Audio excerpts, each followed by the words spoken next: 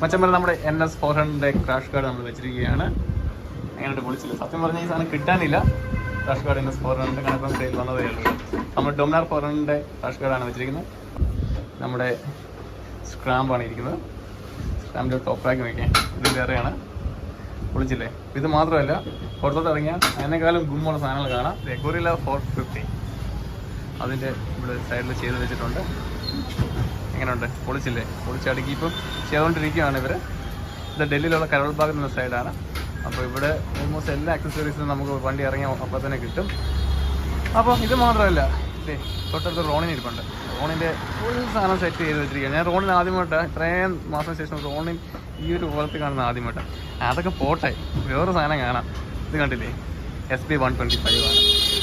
ആരെങ്കിലും പറഞ്ഞ വിശ്വസിക്കുമോ XP 125 ഇമാതിരി സാധനമൊക്കെ കയറ്റി വെച്ചിട്ടുണ്ടെന്ന്? വേറെ ലെവല്. പൊളിച്ചില്ലേ?